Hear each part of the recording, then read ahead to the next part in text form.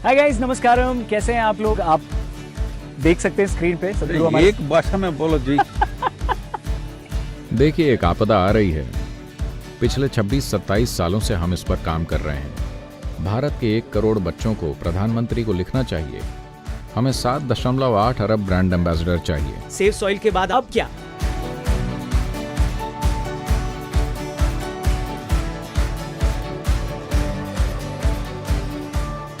हाय guys, नमस्कारम। कैसे हैं आप लोग? आप देख सकते हैं स्क्रीन पे सदगुरु हमारे। एक भाषा में बोलो जी। तो सदगुरु हमारे साथ है। मैं हिंदी में भी बोलूंगा और इंग्लिश में भी सदगुरु से पूछूंगा। सदगुरु ऑब्वियसली इंग्लिश में आंसर करेंगे। हम रिक्वेस्ट करेंगे उनसे कि बीच में अगर वो हिंदी में भी कुछ बोल सकें। सो वेलकम सदगुरु, thank you for your time. नमस्कार सदगुरु, हाउ आर यू? बिल्कुल ऐसा। तो सदगुरु, पहला सवाल आदित्य का है। वो लखनऊ से हैं।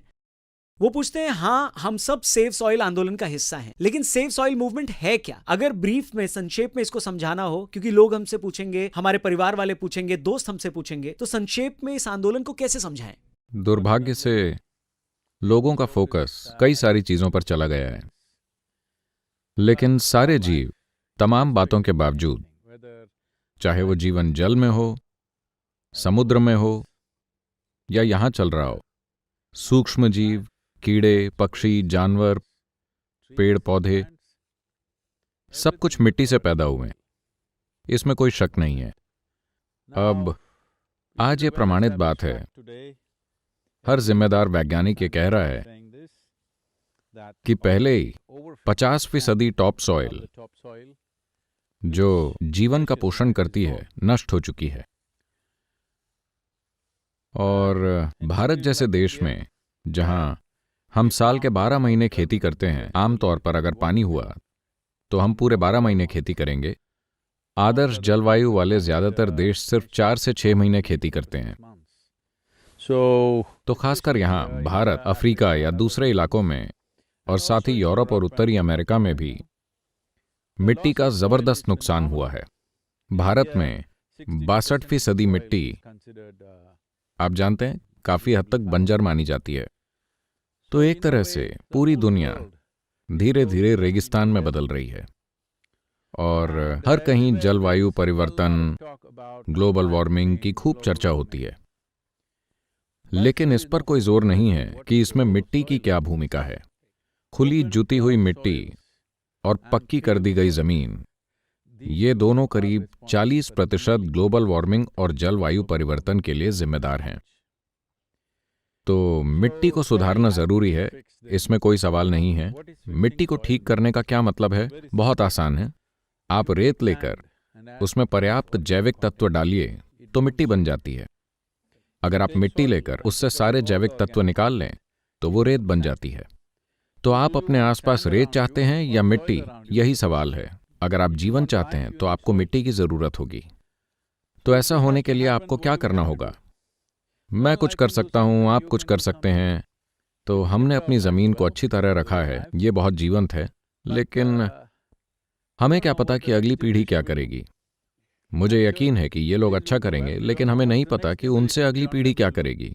कोई गारंटी नहीं है, मैं कहता हूं, क्योंकि ऐसा पहले ही हो चुका है। पिछली पीढ़ियों ने इसे अच्छी तरह रखा था और हमारी पीढ़ी ने उसे बर्बाद कर दिया। ऐसे ही भविष्य में भी ऐसी चीजें हो सकती हैं। यही वजह है कि हम दुनिया भर में ये पॉलिसी या नीति बनाना चाह रहे हैं कि अगर आपकी अपनी जमीन है तो उस मिट्टी में कम से कम 3 से 6% जैविक तत्व होने चाहिए। ये हर किसी की जिम्मेदारी है। हमें ये करना होगा। आप इसे सिफारिश की तरह ले सकते हैं या ये अनिवार्य हो सकता है, जो हर जगह पर स्थिति की गंभीरता पर निर्भर करता है, लेकिन ऐसा होना चाहिए। So right now, Save Soil movement under the Conscious Planet banner. तो अभी कॉन्शियस प्लैनेट के बैनर तले मिट्टी बचाओ अभियान का मकसद ये नीतिगत बदलाव लाना है। हर देश इसे अपने तरीके से कर सकता है, हर क्षेत्र अपने तरीके से कोशिश कर सकता है।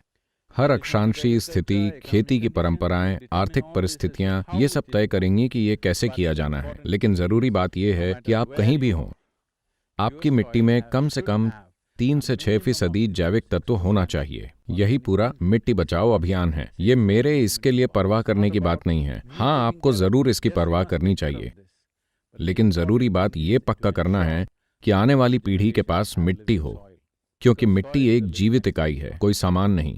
एब्सोल्युटली। तो आदित्य, आपको अपना वीडियो मिल गया, आप इसे काट कर अपने लोगों के साथ जरूर शेयर करना। यही है सेव सॉइल आंदोलन। सदगुरु योगेश मुंबई से पूछते हैं कि क्या कोई ऐसी घटना थी जिसने आप पर इतना असर डाला कि एक दिन आपने फैसला किया कि चलो अपनी मिट्टी बचाएं? क्या हुआ था? देखिए, एक आपदा आ रही है, पर ज्यादातर लोगों को तब पता चलेगा जब वो धमाके के साथ आएगी। लेकिन अगर आप संवेदनशील हैं तो आप इसे अपने चारों तरफ होते हुए देख सकते हैं। ऐसा नहीं है कि हमने अचानक से मिट्टी बचाओ अभियान के बारे में सोचा। पिछले 26-27 सालों से हम इस पर काम कर रहे हैं। देखिए, मैं कोई वैज्ञानिक नहीं हूं, न ही पर्यावरण विशेषज्ञ हूं। मैं एक कीड़े की तरह हूं। लेकिन अगर आप मुझसे पूछें तो ये कीड़ा या इस मिट्टी का कोई भी कीड़ा इस मिट्टी के बारे में दुनिया के किसी भी वैज्ञानिक से ज्यादा जानता है। मेरा विश्वास कीजिए। मैं उन सब के लिए पूरे सम्मान के साथ, वो काफी काम कर रहे हैं। लेकिन एक कीड़ा जब मिट्टी खराब होती है तो वो तुरंत जान जाता है, क्योंकि ये उसके जीवन को प्रभावित करता है। तो ऐसे ही मैं कीड़े की तरह हूं, यानी कि मैं इस धरती पर रेंग रहा हूं। बाकी लोग कहाँ हैं? वो एक ऊंची जगह पर रहते हैं जो उनका दिमाग है। मैं पृथ्वी पर रहता हूं। इसलिए अगर मैं इस धरती पर कदम रखूं तो मैं जान जाता हूं कि मिट्टी उपजाऊ है या नहीं। मुझे उसे खोद कर देखने की जरूरत नहीं है। अगर मैं सिर्फ उस पर पैर रखूं तो मैं जान जाता हूं, क्योंकि ये पूरी चीज हमेशा स्पंदित होती रहती है। आपका शरीर भी वो मिट्टी है जिस पर आप चलते हैं। आप कैसे संवेदनशील नहीं हैं? क्योंकि आप एक तरह से अपने ही मनोवैज्ञानिक नाटक में कुछ ज्यादा ही खोए हुए हैं। आपका नाटक सृष्टि और सृष्टि के मूलभूत तत्वों से ज्यादा महत्वपूर्ण होता जा रहा है। ये जीवन का एक मूलभूत तत्व है। ये मिट्टी, खासकर टॉप सॉइल के ऊपरी 12 से 15 इंच, इस धरती पर लगभग 87% जीवों की बुनियाद है। लेकिन हम संवेदनशील नहीं हैं, क्योंकि हमारा नाटक हमारे दिमाग में या हमारे फोन पर चलता रहता है। बहुत बढ़िया। सदगुरु, अगला सवाल अरविंद पूछना चाहते हैं। वो दिल्ली से हैं। उनका कहना है, दिल्ली वाला होने के नाते मुझे वायु प्रदूषण की ज्यादा चिंता है। बेशक जल प्रदूषण भी एक समस्या है, तो मेरे लिए वायु प्रदूषण और पानी का प्रदूषण समस्या है। तो पहले मुझे ये देखना चाहिए या मुझे इस आंदोलन को फॉलो करना चाहिए और पहले मिट्टी की बात करनी चाहिए? देखिए, चाहे आपको साफ पानी चाहिए या साफ हवा, सबसे मूलभूत चीज मिट्टी है। क्योंकि अगर आपको पानी चाहिए तो यह महत्वपूर्ण है कि मिट्टी अच्छी हो, क्योंकि पानी को रोक कर रखने के लिए कोई दूसरी जगह नहीं है। अफसोस, आज की पीढ़ी सोचती है कि आप पानी को प्लास्टिक की बोतल, टंकी, बांध या झील या कुएं में रोक कर रख सकते हैं। नहीं, पानी को वहां नहीं होना चाहिए। पानी को मिट्टी में होना चाहिए। पानी को रोक कर रखने की मिट्टी की क्षमता is 800% more पूरी दुनिया की तमाम नदियों से 800% ज्यादा है। तो पानी को मिट्टी में होना चाहिए, कहीं और नहीं। लेकिन वो हर जगह है, क्योंकि हमें लगता है कि वो तभी उपयोगी है जब वो वहां हो जहां हम उसे देख सकें। वो वहीं उपयोगी है क्योंकि मिट्टी में जल तत्व है, तभी पेड़ पनपे हैं, तभी हर चीज बढ़ रही है, तभी आपका भोजन उग रहा है। आधुनिक सिंचाई का ये पूरा तरीका अपने आप में एक अधपका विचार है। मैं आपको जंगल में घुमाने ले चलूंगा। अगर आप अपनी उंगली से खोदें, किसी कुदाल से नहीं, सिर्फ अपनी उंगली से, किसी भी मौसम में वो नम होगी। मिट्टी को ऐसा ही होना चाहिए। वहां जैविक तत्व 50 से 70-75 के बीच कहीं होता है। खैर, ये हम नहीं कर सकते। अगर आप 3 से 6% कर दें, मिट्टी समृद्ध रहेगी। आप उसमें काफी फसलें उगा सकते हैं। अगर आप वाकई समृद्ध मिट्टी चाहते हैं, कम से कम 12% अगर आप पा सकें, तो आपको जमीन को सींचने की जरूरत नहीं है, वो अपने आप उगेगा। सदगुरु, ये सवाल बड़ा दिलचस्प है। ये एक 10 साल की बच्ची हैं, इनका नाम है भव्या, ये नागपुर से हैं और वो कह रही हैं, सदगुरु मैं आपकी सबसे छोटी फैन हूँ। वो सबसे छोटी कैसे कह सकती है? वो ऐसा नहीं कह सकती। खैर, बहुत बढ़िया। भव्या। तो वो कहती हैं कि मैं इस आंदोलन का हिस्सा बनना तो चाहती हूँ, लेकिन मैं बाइक नहीं चला सकती क्योंकि मैं छोटी हूँ, और न ही वीडियो बनाकर उसे सोशल मीडिया पर पोस्ट कर सकती हूँ क्योंकि मेरे माता पिता मुझे ये करने नहीं देंगे। तो मैं क्या कर सकती हूँ? अपने सहपाठियों, अपने स्टूडेंट्स, अपने फ्रेंड्स के साथ मैं क्या कर सकती हूँ? इनके जैसे छोटे बच्चे बच्चियों के लिए उनके पास बहुत महत्वपूर्ण काम है। इस अभियान का नाम मिट्टी बचाओ है, लेकिन सिर्फ बच्चों के लिए मैं इस शब्द हमारी मिट्टी बचाओ save our soil. का इस्तेमाल कर रहा हूँ, क्योंकि ये मिट्टी उनकी है, लेकिन हम उसे खत्म करते जा रहे हैं। मैं चाहता हूँ कि हर बड़ा इंसान ये एहसास करे, इसीलिए हमारी मिट्टी बचाओ। I want at least 10 million children in India and across the world in proportion for their populations in every nation to write to the Prime Minister or the President of the nation, in this country to the Prime Minister, that 10 million children from India should write to the Prime Minister, please do something about saving our मैं soil. चाहता हूं कि भारत और दुनिया भर में कम से कम 1 करोड़ बच्चे हर देश में अपनी आबादी के हिसाब से उस देश के प्रधानमंत्री या राष्ट्रपति को लिखें। इस देश में प्रधानमंत्री को लिखें। भारत के 1 करोड़ बच्चों को प्रधानमंत्री को लिखना चाहिए, हमारी मिट्टी को बचाने के लिए कुछ कीजिए, हमें एक नीति चाहिए, आप क्या करेंगे? क्योंकि इस पीढ़ी और भावी पीढ़ी के सहयोग के बिना कोई राजनेता कोई बोल्ड लॉन्ग टर्म निर्णय, बोल्ड लॉन्ग टर्म निवेश नहीं कर सकता। हर कोई सब कुछ शॉर्ट टर्म कर रहा है, क्योंकि लोग सिर्फ शॉर्ट टर्म चीजें चाहते हैं। तो मैं चाहता हूं, और उसके दोस्त और देश में उस उम्र के सभी लोग, और उनमें से 1 करोड़ लोग, उसे प्रोत्साहित करने दीजिए। जितनों को वो कर सकती है उसे वो करने दीजिए, लेकिन 1 करोड़ बच्चों को प्रधानमंत्री को एक पत्र लिखना चाहिए। हम देखेंगे कि उसकी प्रक्रिया क्या है। वो कागज पर पत्र लिखें, अगर वो लिखकर मेल कर सकें तो अच्छा है। 1 करोड़ पत्रों को संभालने के लिए शायद प्रधानमंत्री का ऑफिस लैस ना हो, लेकिन उन्हें हर बच्चे की भावना और चिंता को समझना होगा। ऐसा नहीं है कि वो समझते नहीं, लेकिन इस आवाज के बिना कोई निर्वाचित सरकार कोई लॉन्ग टर्म निर्णय नहीं ले सकती, क्योंकि संसाधन हमेशा कम होते हैं। अगर आपने एक चीज की तो दूसरी नहीं हो पाएगी।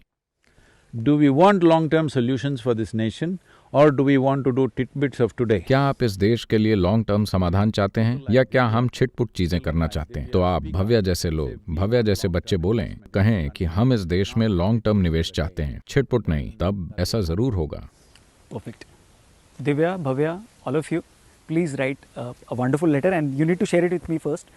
You know my email ID and my social media handles. Thank you very much. सदगुरु, अगला सवाल नितिन का है। वो बैंगलोर से हैं।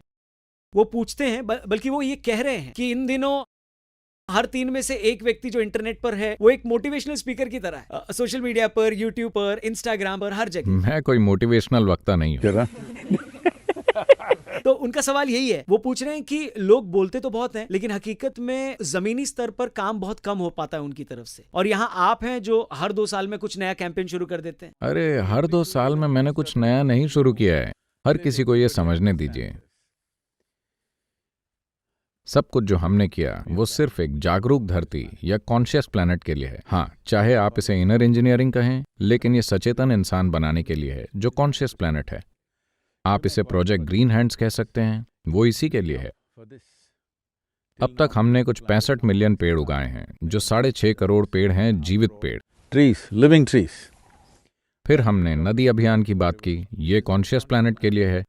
कावेरी कॉलिंग का काम अब भी चल रहा है, वो कॉन्शियस प्लैनेट के लिए है। मुझे बताइए, मैंने मानव चेतना को सही काम करने के लिए ऊंचा उठाने के अलावा और क्या किया है? और कुछ नहीं। पूरा जीवन मैंने सिर्फ यही चीज तो की है। ये मत सोचिए कि हर 2 साल में मैं कुछ अलग कर रहा हूँ। तो ये पूछ रहे हैं कि आपको क्या चीज प्रेरित करती है? क्या आप भी कुछ ऑनलाइन वीडियोस देखते हैं मोटिवेशन के लिए? देखिए, मैं कभी मोटिवेटेड या प्रेरित इंसान नहीं बनना चाहता। मैं कोई मोटिवेटेड इंसान नहीं हूँ। तो ये बहुत जरूरी है कि आप एक मोटिवेटेड इंसान ना हो। दुर्भाग्य से लोग हमेशा सोचते हैं कि कोई आपको मोटिवेट करे। आपकी परेशानी क्या है? क्या आप जीवन नहीं है? मैं पूछता हूँ, आप कौन हैं? कोई भी, नितिन या जो भी, आप क्या हैं? क्या आप जीवन हैं? क्या आप दिल्ली वाले? Bangalore. तो आपकी पहचान छोटी चीजों से है, यही सारी समस्या है। आप फुटबॉल क्लब से या शायद क्रिकेट क्लब, क्रिकेट टीम से जुड़े हैं, या आपकी पहचान अपने शहर से है, या अपने परिवार से, या जो भी बेवकूफाना योग्यताएं आपके पास हैं, या वो ब्रांड जो आप पहनते हैं। आप किसी चीज से अपनी पहचान जोड़ लेते हैं। Traffic in Bangalore. बैंगलोर का ट्रैफिक, मुझे नहीं लगता कि वो उससे पहचान जोड़ेंगे, वो उससे पहचान तोड़ना चाहेंगे। लेकिन मैं कह रहा हूं, सबसे पहले आपको ये समझना चाहिए कि आप एक जीता जागता जीवन हैं। सिर्फ यही चीज मायने रखती है कि आप अभी जीवित हैं। आप जीवित हैं, सिर्फ यही मायने रखता है। बाकी सारी बकवास मायने नहीं रखती, ठीक है? ये सामाजिकता का एक हिस्सा है। हर किसी को ये खेल खेलना पड़ता है। हम समाज में रहते हैं, लेकिन आपको वो बनना नहीं है। अगर आप जीवन हैं, तो जीवन उल्लासमय है अपने आप में।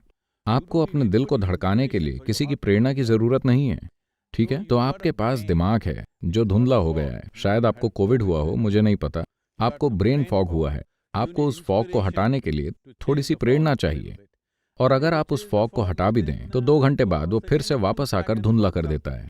सबसे पहले अगर आप देखें तो आप एक जीता जागता जीवन है, और अगर आप उसका अनुभव करें तो जीवन हमेशा उल्लासमय होता है। इससे कोई फर्क नहीं पड़ता कि आप 15 के हैं, 50 के या 100 के, कोई फर्क नहीं पड़ता। जब तक आप जीवित हैं वो उल्लासमय है।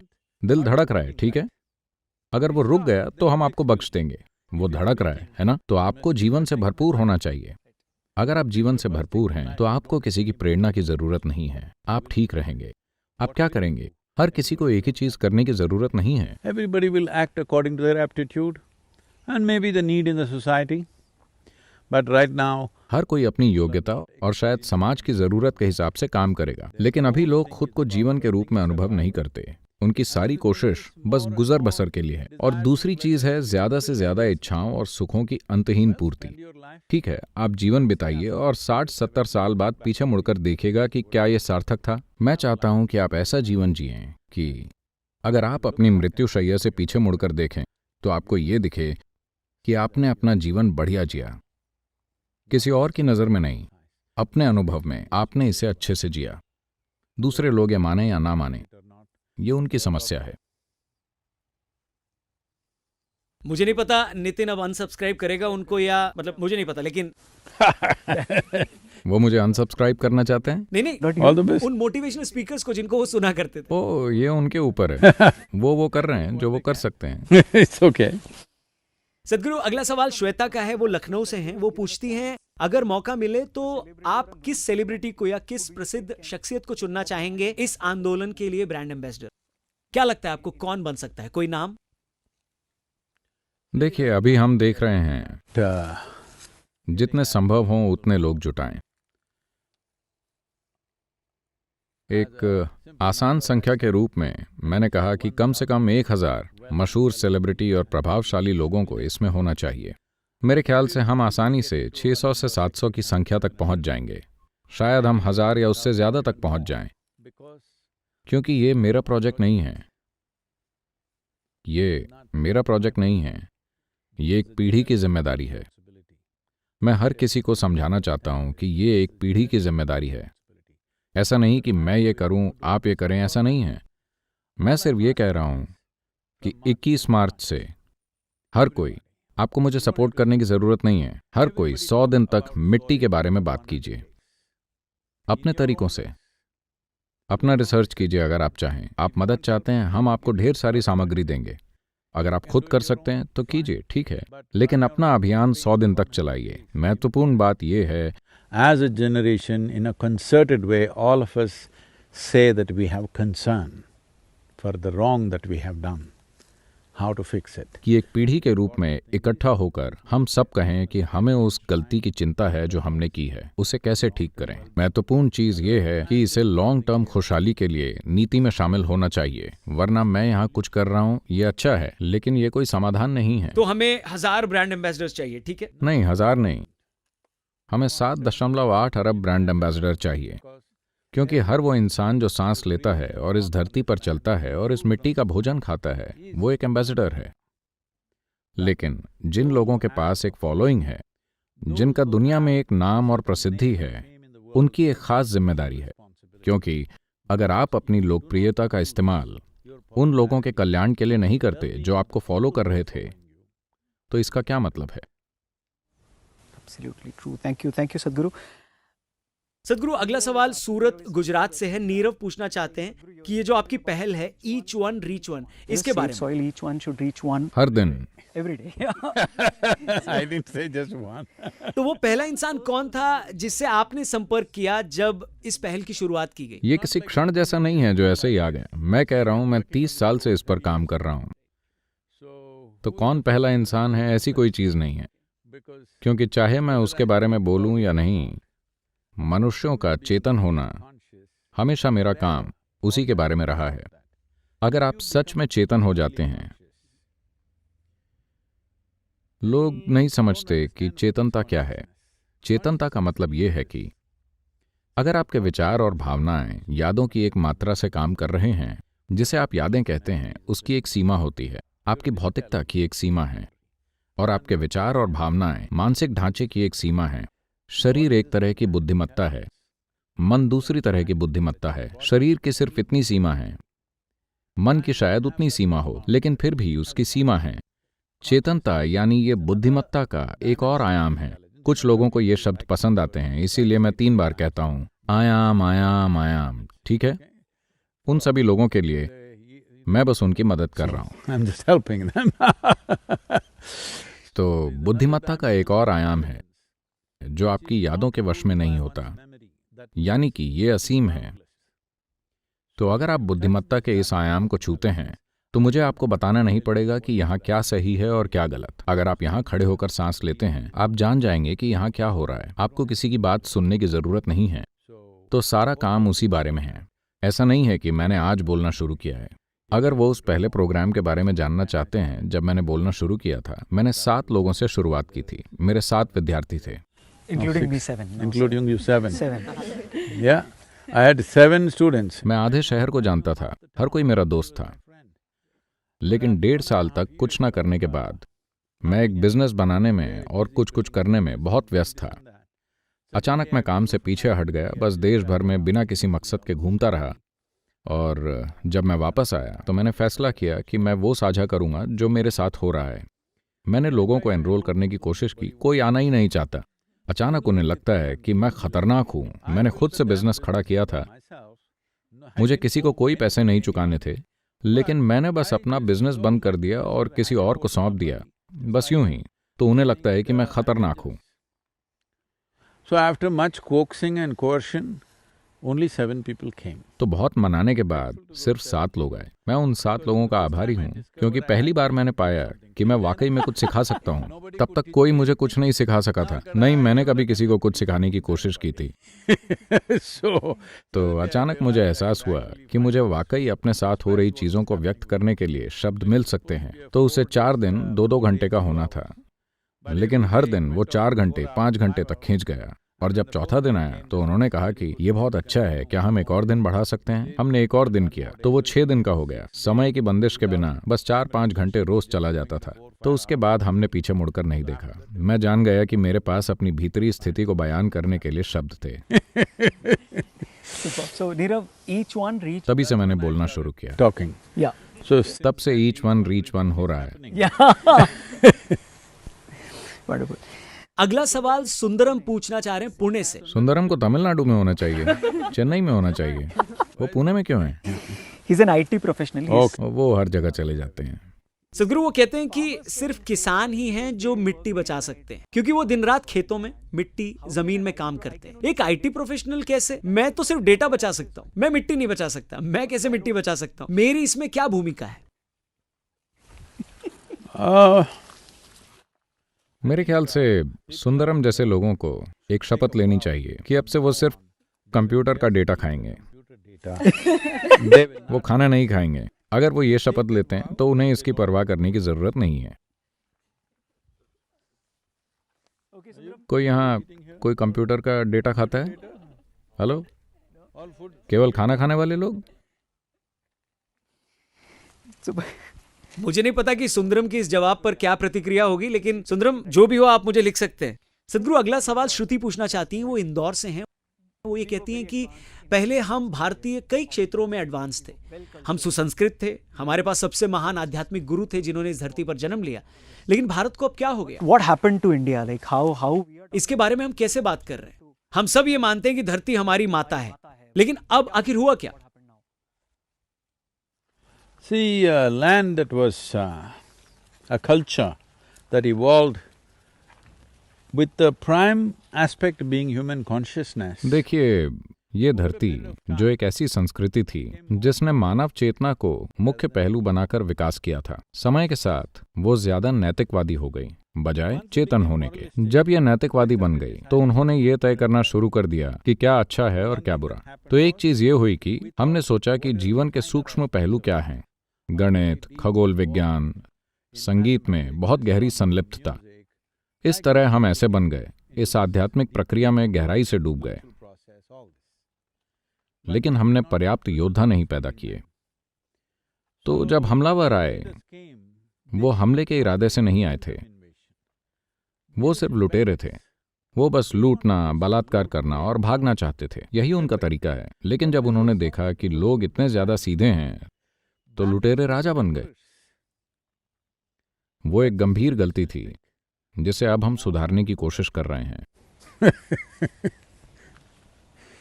और इसीलिए शायद हम नहीं जानते कि इसका क्या महत्व है।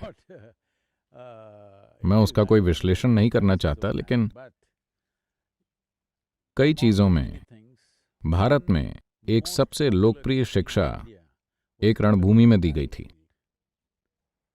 एक ऐसे इंसान जो एक योद्धा के गुरु हैं और उन्हें एक दिव्य जीव के रूप में भी देखा जाता है, वो उसे लड़ने के लिए प्रेरित कर रहे हैं, क्योंकि यही समस्या है। अपनी ही नैतिक बकवास में उलझे हुए वो नहीं करेंगे जो उन्हें उस समय करना चाहिए। अगर आप अपनी जमीन, अपनी स्त्रियों, अपने बच्चों, अपनी संस्कृति, अपनी दौलत को नहीं बचा सकते, तो आप पुरुष ही नहीं हैं। इसका यही अर्थ होगा।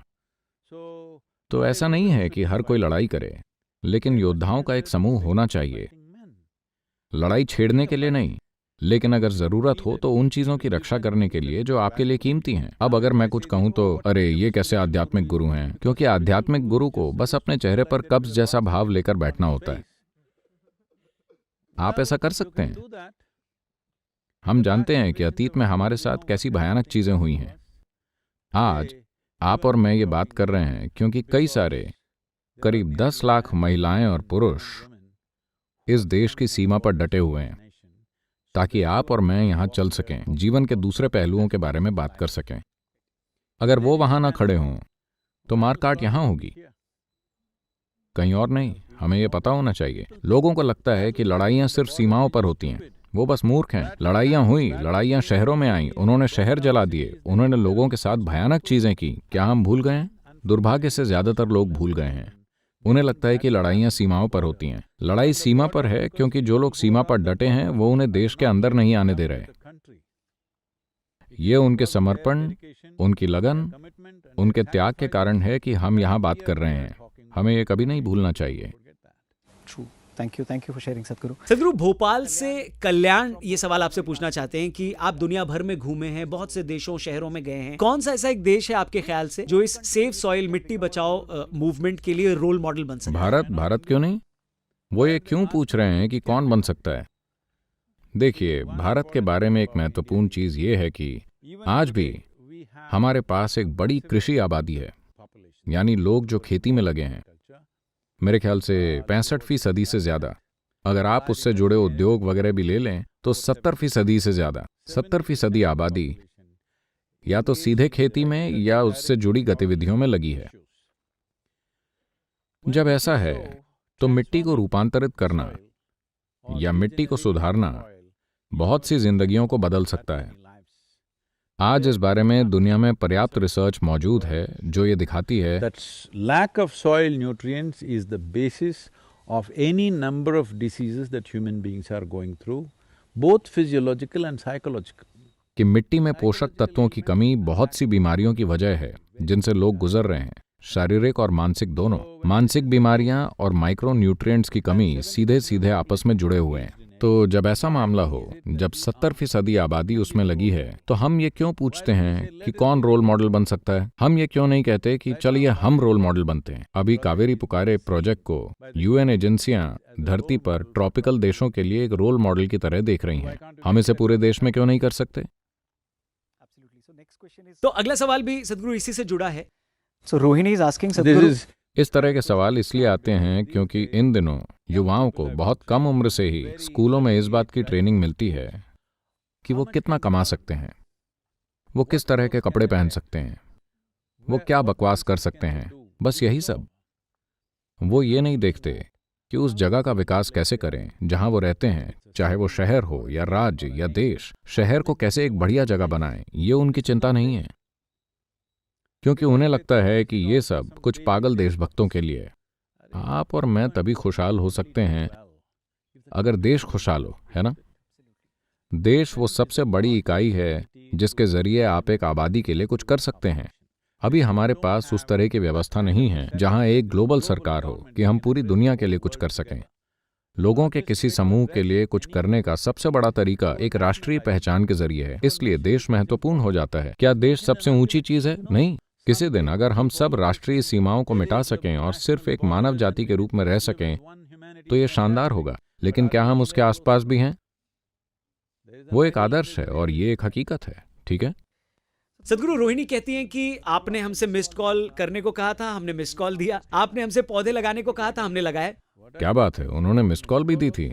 मैं उन्हें प्रणाम करता हूँ। जी, वो ये पूछ रही हैं कि अब क्या मतलब आगे कुछ और भी है? सेव सॉइल के बाद आपके दिमाग में कोई और भी कैंपेन का आइडिया इसके बाद उन्हें आत्मज्ञान पाना चाहिए। वही मेरा पहला प्रोजेक्ट है। मैं अब भी उसी प्रोजेक्ट पर लगा हूँ। बीच में चूंकि आप सो रहे थे, मैं आपको दूसरी चीजों से उठा रहा हूँ। Thank you, thank you. सदगुरु, आयुष ये पूछ रहे हैं कि कुछ लोग हैं जो दूसरे ग्रह पर बसने की सोच रहे हैं, वो बाहर जाने की कोशिश कर रहे हैं, वो इस दिशा में काम कर रहे हैं, लेकिन आप कॉन्शियस प्लैनेट की बात करते हैं। इससे मैं कंफ्यूज हो जाता हूं कि वो भी तो बुद्धिमान और कामयाब लोग हैं, तो मुझे क्या करना चाहिए? मुझे किसे फॉलो करना चाहिए? और ज्यादा आसान क्या है, इस ग्रह को चेतन बनाना या फिर किसी दूसरे ग्रह पर चले जाना?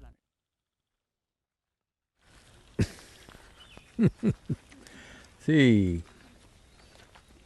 according to every scientific data and according to anybody who has little sense in their head, one planet that we know which can sustain life in a wonderful way is this one planet. हर वैज्ञानिक आंकड़े के मुताबिक और हर उस व्यक्ति के मुताबिक जिसके सिर में अक्ल है, एक ग्रह जिसे हम जानते हैं कि वो बढ़िया तरीके से जीवन को बनाए रख सकता है, वो ये ग्रह है। ऐसा लगता है कि उन्होंने कुछ 600,000 ग्रह खोजे हैं, ऐसे ही रासायनिक संरचना और चीजों वाले, कुछ लाख या 1 करोड़ या 1 अरब प्रकाश वर्ष दूर। तो जो लोग इसके लिए वाहन बना रहे हैं, इसके लिए शुभकामनाएं। मैं विज्ञान या खोज के खिलाफ नहीं हूं, लेकिन अगर आप ये नहीं जानते कि इस ग्रह को ठीक से कैसे रखें, तो किसी दूसरे ग्रह पर जाने का क्या मतलब है? वहां भी वो यही चीजें करेंगे। पहले यहाँ ढंग से रहना सीखिए, यहाँ प्रैक्टिस कीजिए और फिर स्वर्ग जाइए। मैं बस यही कह रहा हूँ। हर कोई सोचता है कि वो स्वर्ग जाएंगे और फिर वो आनंद से रहेंगे। अगर आप स्वर्ग जा रहे हैं तो कम से कम यहाँ खुश रहने की प्रैक्टिस कर लीजिए। तो अगर आप वहां जाकर अच्छा जीवन जीना चाहते हैं तो कम से कम यहाँ अच्छे से रहने की प्रैक्टिस कीजिए, फिर जहां जाना चाहें वहां जा सकते हैं। मैं यहीं रहूंगा। सदगुरु, आनंद कहते हैं कि मैं कोई धार्मिक व्यक्ति नहीं हूं और न ही मैं एक आध्यात्मिक साधक हूं, मैं पक्के तौर पर नास्तिक हूं। आपको क्या लगता है, मैं भी इस आंदोलन का हिस्सा बन सकता हूं? जैसा कि मैंने पहले कहा, चाहे आप नास्तिक हों या आस्तिक, चाहे आप हिंदू हों या मुस्लिम, आप चाहे जिस भी जाति के हों, आप चाहे जो भी और हों, आदमी, औरत, जंगली जानवर, आप चाहे जो भी हों, क्या आप खाना खा रहे हैं या आप अपनी नास्तिकता खा रहे हैं? अगर आप खाना खा रहे हैं तो मिट्टी महत्वपूर्ण है। बहुत बढ़िया सदगुरु, थैंक यू। सदगुरु, अब एक क्विक रैपिड फायर राउंड है। आपको बस 3 में से एक ही ऑप्शन को चुनना है। Kaveri calling, youth and truth, save soil.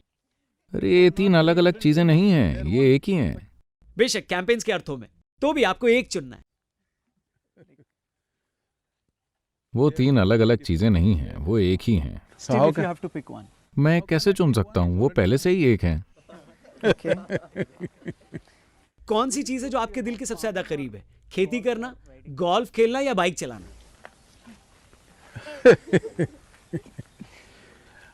मैं वो करता हूँ जो उस पल में जरूरी होता है।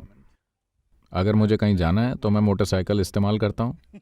अगर मैं खेलना चाहता हूँ तो मैं गोल्फ खेलता हूँ। जब मैं काम करना चाहता हूँ तो खेती उन कामों में से एक है जो मैं करता हूँ। तो ये इनकी तुलना कैसे हो सकती है? ये पूछने जैसा है कि आप खाना चाहते हैं या टॉयलेट जाना चाहते हैं। ठीक है, अगले सवाल पर आते हैं। अलग अलग चीजें करने का अलग अलग समय होता है। True, true. रैपिड फायर का आखिरी सवाल है ये सदगुरु, आपके अनुभव में दुनिया के किस हिस्से के वॉलंटियर्स आपके लिए सबसे ज्यादा समर्पित है? भारतीय या विदेशी? ये बहुत ही महत्वपूर्ण सवाल है दोस्तों, ध्यान से देखिएगा। क्योंकि आपका शो सिर्फ भारत में चलता है तो मैं कहूंगा भारत। क्या इससे उन्हें मदद मिलेगी? तो एक फॉलोअप सवाल मैं पूछ लेता हूं इसी पर, तमिल या नॉन तमिल? ऐसी कोई चीज नहीं है। मैं जहां भी जाता हूं लोग रिस्पॉन्ड करते हैं, लेकिन ज्यादा तमिल लोग होते हैं क्योंकि मैंने तमिलनाडु में बहुत ज्यादा समय लगाया है। बिल्कुल बिल्कुल, आपके समय के लिए सदगुरु बहुत बहुत धन्यवाद। अंत में जितने भी लोग इस वीडियो को देख रहे हैं, आप उन्हें क्या संदेश देना चाहेंगे? अंतिम संदेश ये है कि आप मिट्टी में होंगे। मिट्टी वो जगह है जो मौत से जीवन बना लेती है। प्लीज उससे मौत मत पैदा कीजिए। सदगुरु एक बार फिर से आपका धन्यवाद। नमस्कारम। यही एकमात्र जगह है जहां आप मौत से जीवन बना सकते हैं, है ना? आप किसी मृत चीज को गड़ा दीजिए, जीवन बस फूट कर निकलने लगेगा।